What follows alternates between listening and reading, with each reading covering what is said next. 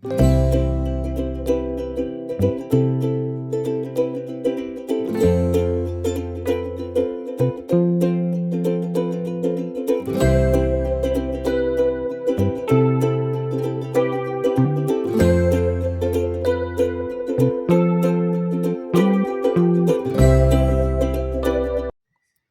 Everyone, welcome to my YouTube channel.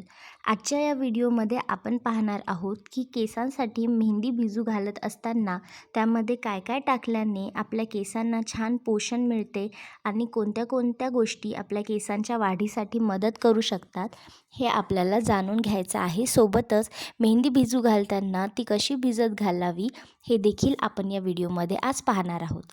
तर एका भांड्यामध्ये पाणी घेऊन ते पाणी छान उकळायला ठेवायचं आहे आणि त्यामध्ये आपण कढीपत्ता, कलोंजी, चहापत्ती, जास्वंदीची फुलं आणि पानं हे सगळे ॲड करणार आहोत.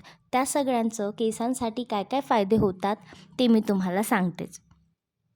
कढीपत्ता केस गळणे कमी करते आणि कढीपत्ता केसांच्या मुळांना मजबूत करते आणि केसांचं अकाली पांढरं होणंसुद्धा कमी करण्यास मदत करते. त्याचबरोबर नैसर्गिक चमकसुद्धा वाढवते. कढीपत्त्यामध्ये अँटीऑक्सिडंट असतात आणि विटॅमिन बी कॉम्प्लेक्स असतात जे स्काल्पला पोषण करतात. त्याचबरोबर कलोंजी म्हणजेच नायजेला सीड्स हे कोंडा कमी करण्यासाठी मदत करतात. आपल्या स्काल्पला इन्फेक्शनपासून ते संरक्षण करतात. केस दाट करतात आणि मजबूत होण्यातसुद्धा मदत करतात आणि आपल्या केसांचा कोरडेपणा देखील कमी करतात. कलोंजीमध्ये अँटीफंगल व अँटीबॅक्टेरियल गुणधर्म असतात, त्यामुळे आपल्या केसांना खूप मदत होते.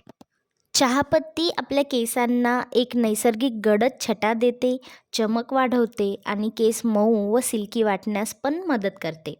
हलक्या प्रमाणामध्ये केस गळती कमी करण्याचं कामसुद्धा करते. त्याचबरोबर जास्वंदीची फुलं आणि पानं ही केसांच्या वाढीच्या सुधारणेत खूप मदत करतात. कोरडे तुटणारे केस कमी करतात.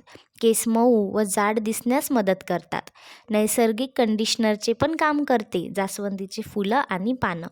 जास्वंदीमध्ये अमिनो ॲसिड्स आणि विटॅमिन सी असते, त्यामुळे हे आपल्या केसांसाठी खूप उपयुक्त असतात. व्हिडिओमध्ये दाखवल्याप्रमाणे पाणी गार झाल्याच्या नंतरच मेहंदी भिजू घालायची आहे. त्याच्यातल्या सगळ्या गुठळ्या मोडून घ्यायच्या आहेत आणि लोखंडी कढईमध्ये मेहंदी आपल्याला भिजू घालायची आहे, ज्यामुळे लोहाचे तत्त्व त्याच्यामध्ये मिक्स होतील आणि आपल्या केसांना फायदा होईल.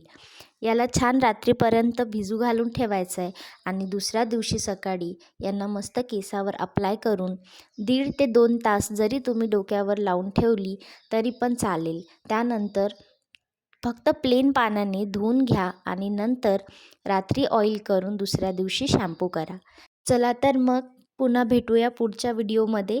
तोपर्यंत व्हिडिओ आवडला असेल तर लाईक करा आणि चॅनलवर नवीन असाल तर सबस्क्राईब करा.